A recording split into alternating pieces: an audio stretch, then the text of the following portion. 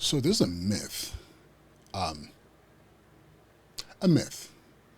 that as a teacher, as an educator, specifically working in public schools, that you're stuck in poverty.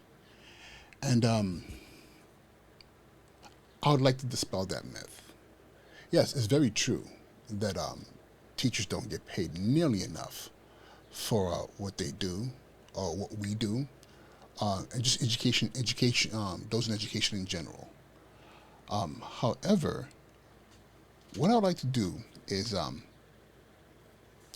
help you see something different.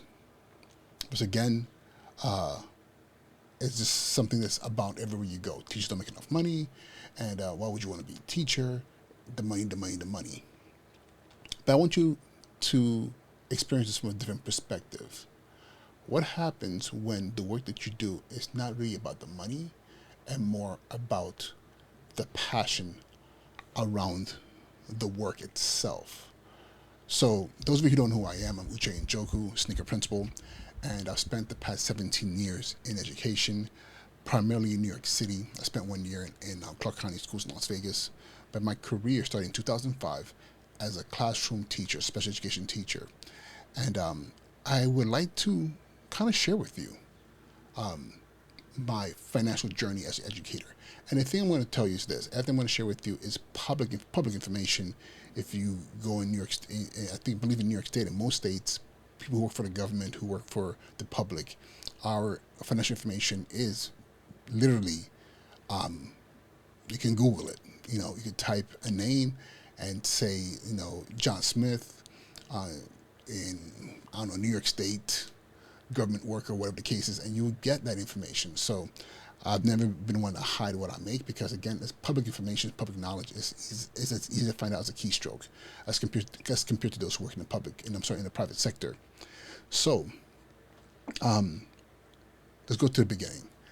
In this would have been 2005, June, when I started as a New York City teaching fellow.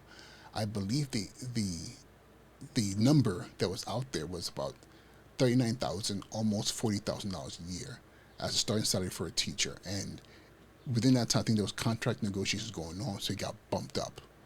So, and then that's where I started from in New York City schools. And again, for those of you who've been following me on the podcast, you know that the only reason that I came to New York City to be a teacher is because they weren't hiring in Los Angeles.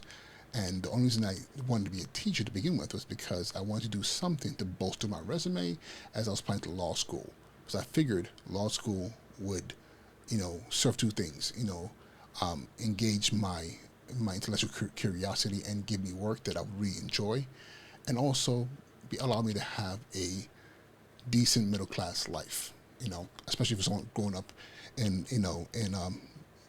lower class urban settings. um, you get an education because you want to do well for yourself. So, came to New York City as a teacher. First year teacher salary was about 39. I believe there were contract negotiations that happened through the union on that time, so it got bumped up.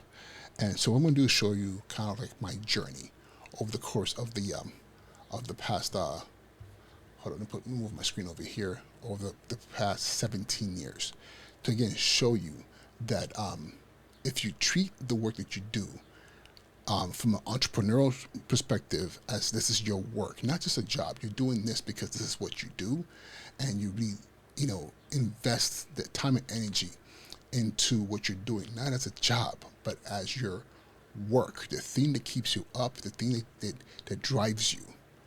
I really believe that the work that you do will make space for you, make room for you to really flourish. So here's my financial journey in education.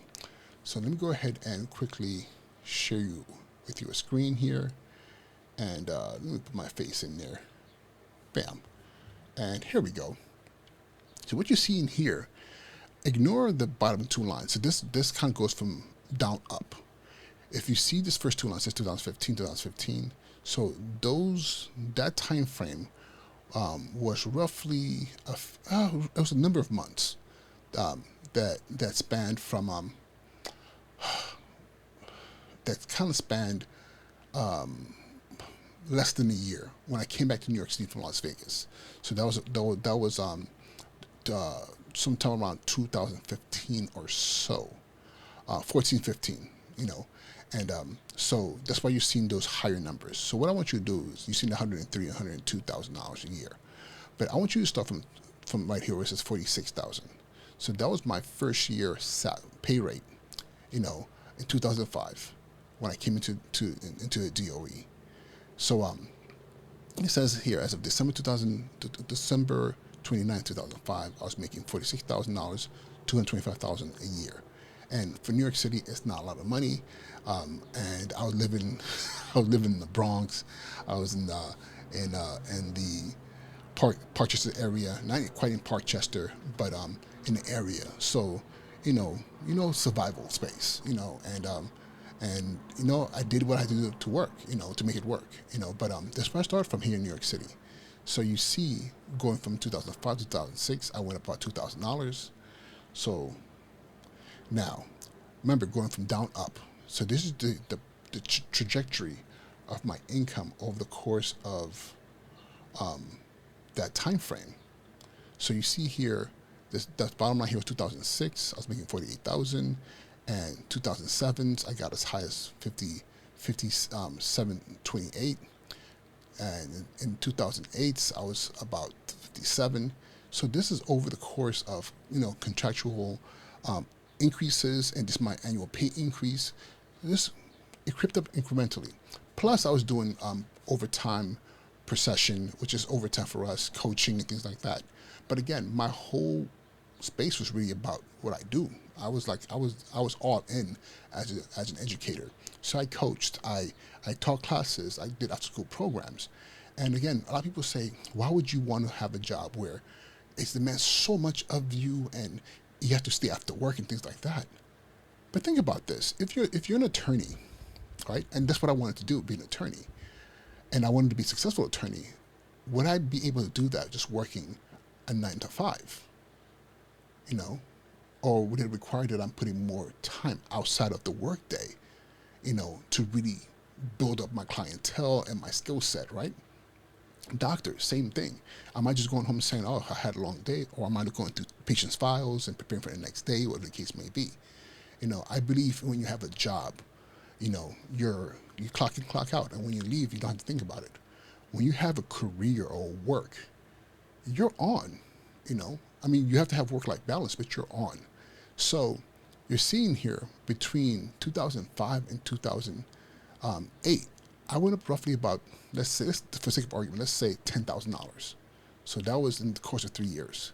So now, and this is all being paid as a teacher, and those of you who've been following my content, I was also the dean, and in New York City, the dean of discipline, dean of students, is also on the teacher line. So being dean didn't impact my pay. So I was still on teacher line. What am I doing here? All right, here we go. So here I am now. Here we go now. So now, by the time I got to 2010, those of you who've been following my story, you know that around 2009, 2010, I started working on my master's degree in school leadership. So, and that was for me to become a school administrator. So, between 2010 and 2012, I did get a pay increase. So I went from being a dean on the teacher line to becoming an administrator, and that was roughly a $40,000 increase. Okay, again, and some people might say, well, you had to go back to school to get into the master's and you have to pay for all that. If I had gone to law school and did my 3 years or even 4 years part-time, I would have paid a lot of money to get that degree, right? And then, but I would have paid that money if I was going full-time and have to be in financial aid and do all that without, and figure out a way to survive, not making any money while I'm in school. But the same time frame, I was working as a teacher, and I decided, you know what, I want to take this to the next level. I've been a teacher dean for this number of years. Now I want to be, I have an opportunity to become an administrator. So I got my master's degree, and those of you know I went to Columbia Teachers College, but there are much more cheaper options, and you don't get paid more for going to a more prestigious school. You just have to have the license.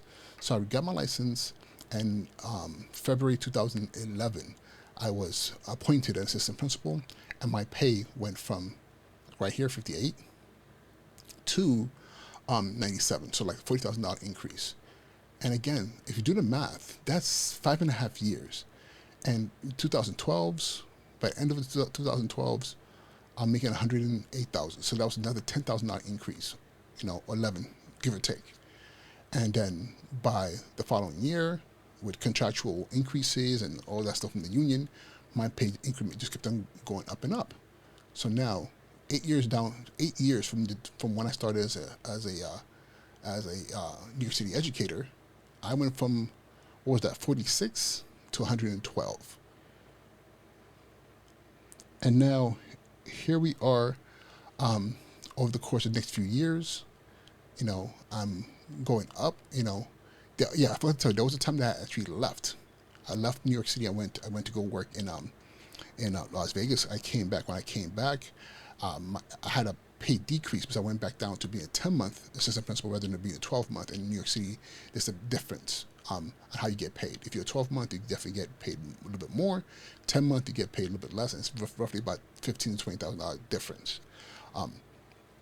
And here we go. So there was that slippage there, and then 2016? 2016, this right here, where you see from this 105 to 132, this is around the time that I became a principal. So around here, I became a principal, and my pay bumped up to 132, and from there, things kind of like sped up, okay?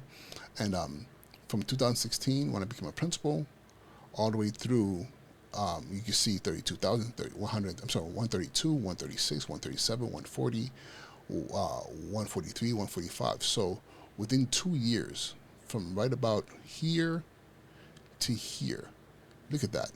That's roughly another, what is that? I'm sorry, we're looking at another 13,000 or so increase. Again, contractual, great union fighting for better pay for administrators and also for teachers as well. And then here we go. And now this is the stretch of my career, going from being a middle school principal then to a high school principal, and 17 years later in the education game in New York City, my pay right now is $187,043 annually. You know what's interesting? If I had gone to law school and gotten that law degree and put that same work in, lawyers who are really about the work and putting in more than 40 hours a week, 60 hours, 80 hours a week. If I was working in private practice, I was working as a DA or whatever the case may be, and I was trying to climb up there. And of course, that kind of money, you're not going to see that working for the public. I think, if you're a high level assistant district attorney or whatever the case is, you're making, that 150, 160 range. But when you start pushing 200, you're really working in private practice. So in that time frame that I would have gone to law school, passed the bar and built my career, I would be making about the same amount of money I'm making right now. Because I treated my career as an educator the same way I would have treated it as an attorney. I was all in to the work, and my work was children and schools and making sure I created a safe space for my students, created a space for them to learn academically and be successful. So, yes, there are places where the pay does not equate because, yes, I'm in New York City. I'm pretty sure in places like Alabama, Mississippi, places like that, the pay doesn't equate. But so one would argue, if I was an attorney in those places, I probably wouldn't be making as much money as I would make in New York City, Los Angeles, San Francisco, because the cost of living and what they're willing to pay is much higher in the big cities. So for me, when people say, well, teachers don't make any kind of money and being an educator is a life of poverty, I have to disagree with that. I think it comes down to you, where you are and what you're willing to put into the work you're doing. So hopefully this is helpful for someone out there, because I want to really convince more people, especially people of color, to really look at education as a career option. Because again, there's enough data to show out there that children learn and they're more successful when they're in spaces of where they're familiar with the people who are, teaching them. I'm not saying that only black teachers can teach black children, only white teachers can teach white children, but the fact of the matter is, in most schools, those numbers are so upside down. I remember when I became a principal in my last school, in my principal school actually, I had children who came to me and said, "Mister, you're the first black principal I've had my whole entire time I've been in school." And these are 12th graders who are saying, with school in New York City, they've never had a black principal. Some of them are saying they've never had even a black assistant principal. I've had students who've said they've never had a black male teacher. And I think to myself, what does that say to our children when they don't see themselves in the people who are teaching them, or even in the career fields they're interested in going into? So I think we need to dispel this myth that there is only a life of poverty if you're a teacher, and really encourage more of our students to really consider education. Because again, your success is really based on what you're willing to put into it. And again, I put a lot of work into my career, and it paid off, and it has paid off, and it continues to pay off. And more so than that, I like to think that I've become a pillar of hope and encouragement for my students and for those people out there who are considering education as a career. So again, this is Uche Joku. Hopefully this has been helpful to those of you who are watching. And again, definitely, let me do this the right way. I don't have my buttons set up the right way. Let me see if I can get this to work. It might take a second, and what I'm trying to do here is, let's see here, it should pop up any second now. Subscribe. Don't forget to subscribe. Please, please, please. I want you to not miss my future videos. Hit the notification bell so when I create more content, you have access to it. Not only that, I put out a podcast. It's a video podcast and also a podcast on you can find on all the podcast platforms. Apple Podcasts, Google, Stitch, Spotify, called the Sneaker Principal Podcast. The Sneaker Principal Podcast. So please follow, share, and again, if you have any questions about what I'm saying, if none of this makes sense, please feel free to ask your questions in the comments, and I'll do my best to answer. And again, I look forward to talking to you guys soon, all right? Be well.